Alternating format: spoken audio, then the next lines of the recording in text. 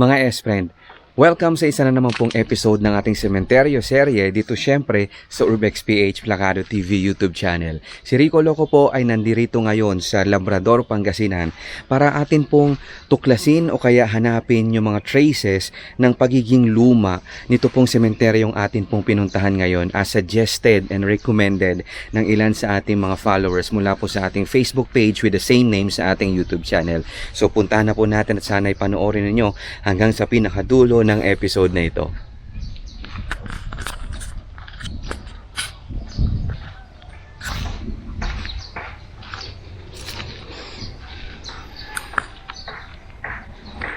Ayan, kung inyo mapapansin pa lang dito mga S-Friend, talagang puro parihaba yung mga itsura ng mga nicho dito or ibig sabihin ng mga libingan.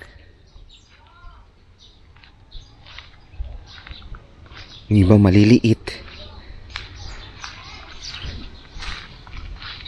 Pero sa banda rito mga S-Friend, ayan.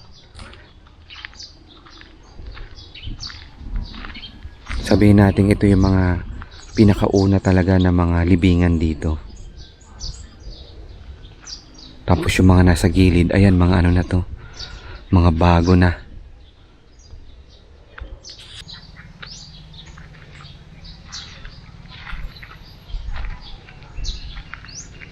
Para mga grave markers yung ginawa nila dito mga S-Friend. Ano. Ito wala na, hindi na makita. Wala nang nakasulat. Same din dito sa kabila.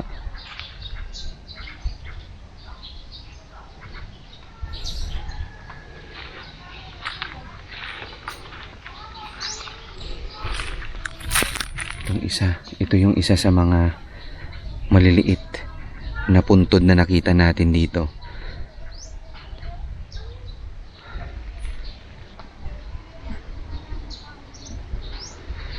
And ito talaga yung isa rin sa mga pinunta natin dito mga S-Friend, itong cemetery chapel nila. Tara, silipin natin anong meron dyan. And then ito yung cemetery chapel nila mga S-Friend, no?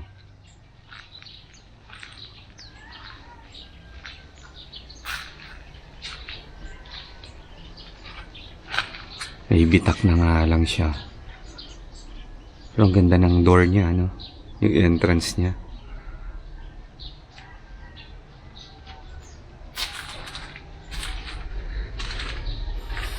Ewan ko lang itong kahoy.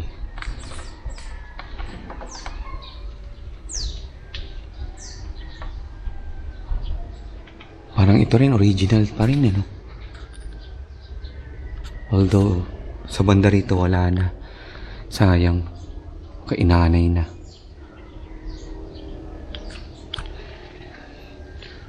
Alright, so ito naman. Sa loob tayo mga S-Friend. Yan, makikita nyo sa mismo mga bubungan talaga. Oh. Butas-butas.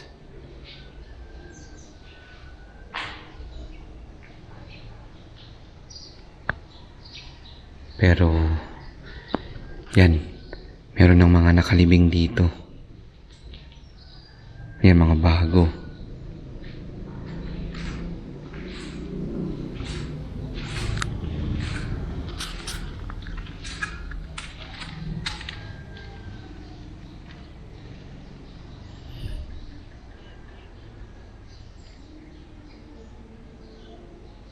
Hindi ko tuloy matrace mga S-Friend kung saan gawa itong cemetery chapel nila.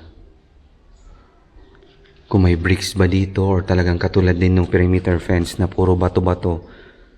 Pero kung titingnan mo yung itsura nung bintana niya, yan o.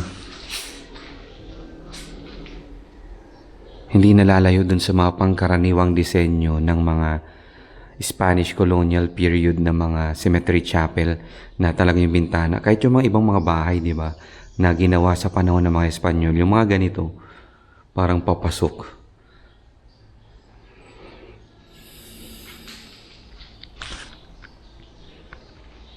Kasi to, kanina may nakausap din tayong parang, sabi niya, caretaker and at the same time si Pulturero din dito. Ayan, hindi na daw ganun kadalas na nagkakaroon ng misa dito para sa patay. Most likely, tuwing undas na lamang daw. Well, in fact, ito daw pong parang sabi nga nila, itong mesang ito na kung saan syempre nagmimisa ang pari. Dito na daw madalas nagtitirik ng kandila yung iba para dun sa mga puntod na hindi na nila mahanap din dito. Katulad din yung mga usual na pinupuntahan nating mga mga ibang sementeryo.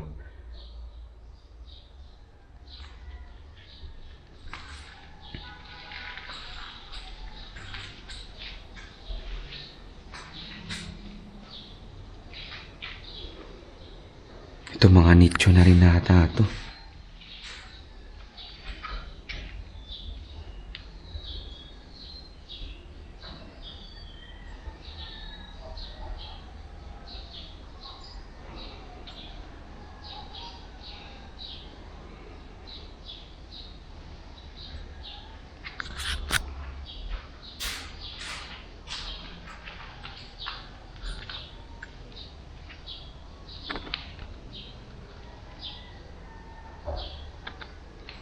And ito.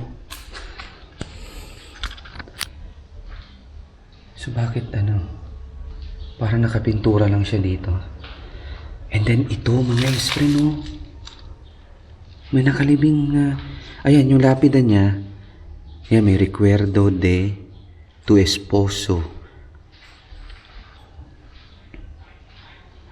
1936 and yan, oh, may DOM.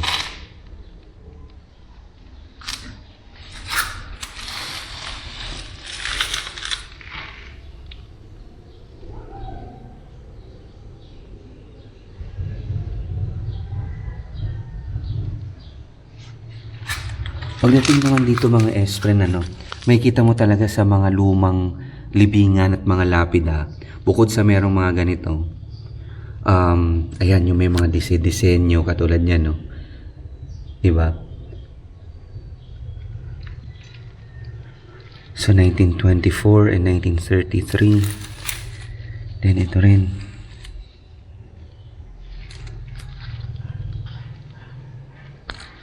Alaala ng asawa.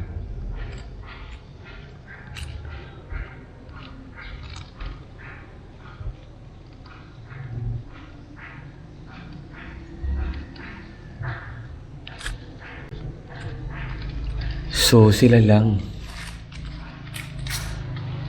yung nakita natin na nakalibing dito sa loob. Bukod pa sa isa dito.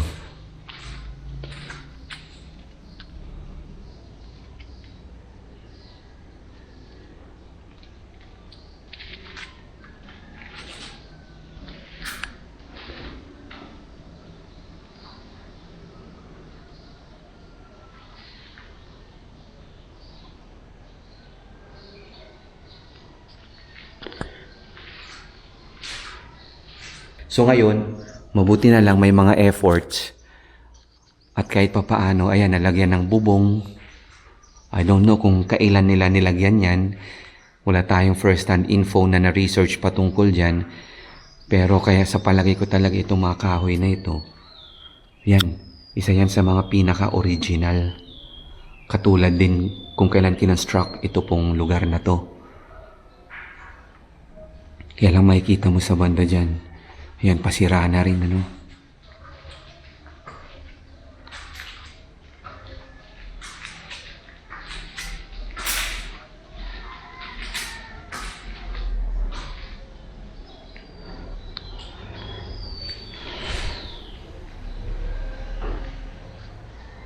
Grabe,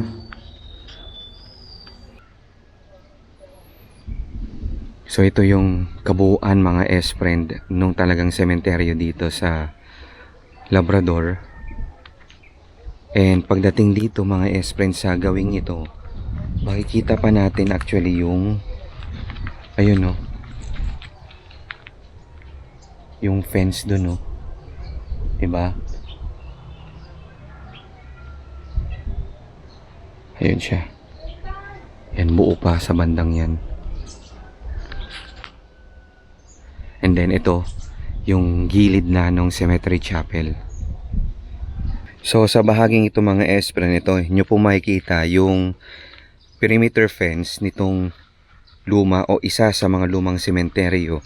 Dito po yan sa Labrador, Pangasinan. So ito makikita nyo as in. Sa bahaging ito naman mga espren, sa fence niyang ito, hindi talaga even or alam mo yun, hindi pantay-pantay yung mga bato na nilagay dito.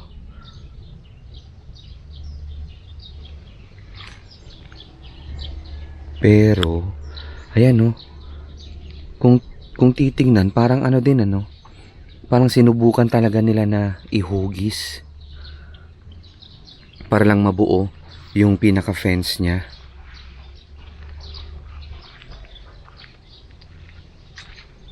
So ito yung kabuuan niya mga S-friend.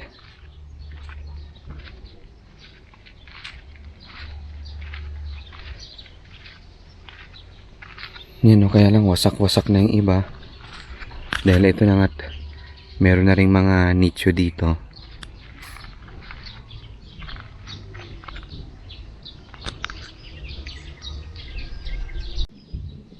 Ayan, pero dito sa medyo unahan niya mga S-friend, ayan o, medyo buo pa dito. Yan o.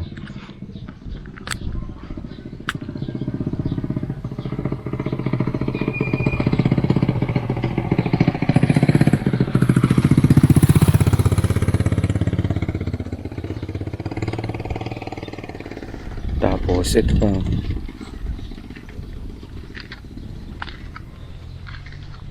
yung isa sa mga pinakapundasyon niya.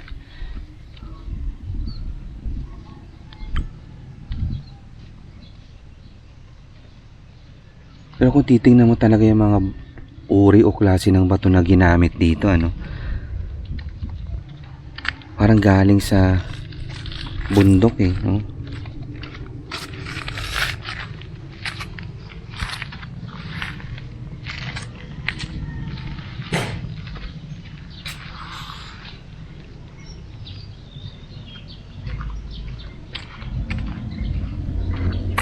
Sa part na ito mga S-friend, ito yung medyo parang buo pa na makikita. Kumbaga makikita mo pa yung bakas ng pagiging, alam mo, pagbakas ng original na perimeter fence, hindi pa natibag, parang untouched yung banda rito. Oh, di ba? Yan, ito kasi barangay road na nila ito. I don't know kung banda rito yung sinasabi nilang parang Campo Santo Creek. Hindi ko alam kung banda yan dyan.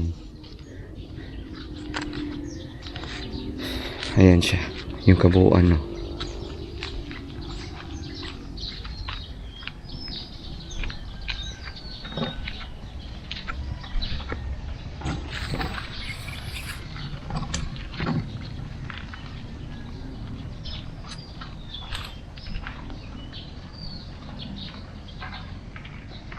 So bali yung nandirito mga S-friend, itong mga puntod na naririto, mga bago na ito eh, mga kumbaga extension niya na, sapagkat yun nga, yung talagang pinaka original, sabi ko balikan lang natin.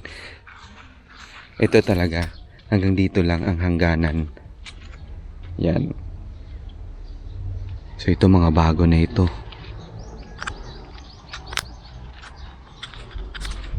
Tapos ang pinaka gate niya nandun.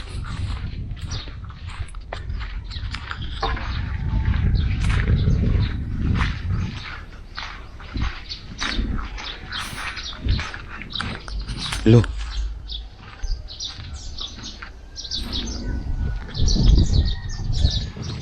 Ano naman, may mga bukas na nicho na naman. Sige.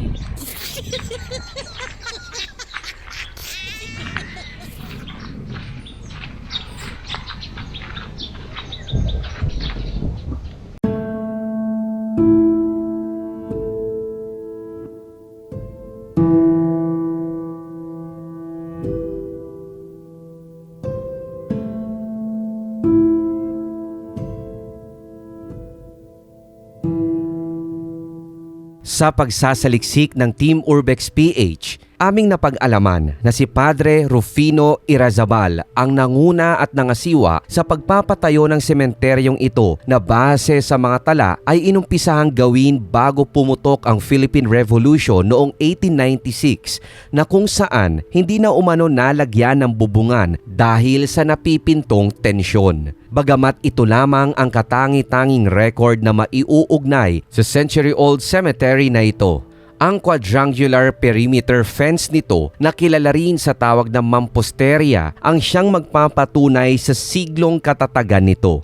Sinasabing ang hindi tinabas o kininis na mga batong pinagpatong-patong at pinagdikit lamang ng semento ay nagmula pa sa kalapit na bundok. Matatandaang sa tala ng kasaysayan, ang bayan ng Labrador ay unang nakilala bilang bayan ng San Isidro Labrador bilang pagpupugay sa parehong patron saint at nilikha noong taong 1754 sa pamumuno ng isang Kapitan Vicente Escano. Tuluyang naging independent town ito noong 1939 at kalaunan ay tinawag ng Labrador sa bisa ng Republic Act No. 2390.